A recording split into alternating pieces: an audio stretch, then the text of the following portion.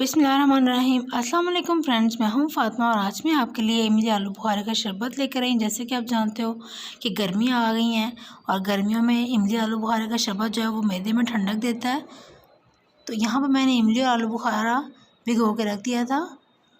मैंने 7 से 8 दाने आलू बुखारे के लिए थे और तकरीबन 10 से 15 दाने इमली के लिए थे।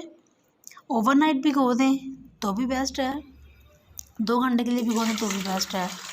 मैंने यहाँ पर इमली आलू बुखारे को तकरीबन 3 से 4 घंटे के लिए भिगो दिया था। अब हम इसे जूसर ब्लेंडर में डाल के 6 चम्मच चीनी ऐड करेंगे, सॉल्ट ऐड करेंगे हाफ़ टी स्पून। अगर आप सॉल्ट की जगह काला नमक इस्तेमाल कर लें तो ज़्यादा बेहतर है। आइस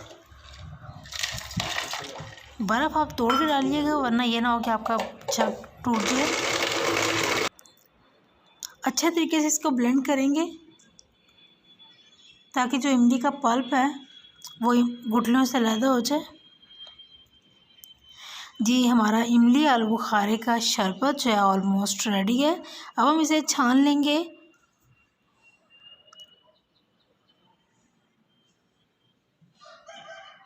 ये देखिए सारा पल्प उतर गया, गुठलियाँ हम फेंक देंगे। ये जो आपको वाइट झाग नज़र आ रही है ये तकरीबन 10 से 12 मिनट बाद ये ख़त्म हो जाएगी, इसकी आप टेंशन ना लें। जी तो फ्रेंड्स, हमारा इमली आलू बुखारे का शरबत रेडी है। कोल्ड ड्रिंक से बहुत अच्छा है कि आप सॉफ्ट ड्रिंक का इस्तेमाल करें। तो ठंडा ठंडा इमली का शरबत कैसा लगा आपको? उम्मीद करती हूँ पसंद आया होगा। बाज़ार से अच्छा है घर में बना के पिएँ और दुआओं में याद रखें। अगर आपको मेरी ये रेसिपी अच्छी लगी है तो प्लीज़ मेरी वीडियो को लाइक करें, फ्रेंड्स में शेयर करें और चैनल को सब्सक्राइब मत करना भूलिएगा। इससे आपको मेरी हर आने वाली वीडियो फ्री में देखने में मिलेगी।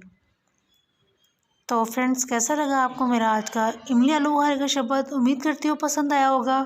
कमेंट्स बॉक्स में मुझे ज़रूर बताइएगा कि आपको आज की रेसिपी कैसी लगी। फिर मिलते हैं एक और नई रेसिपी के साथ, तब तक के लिए अल्लाह हाफ़िज़।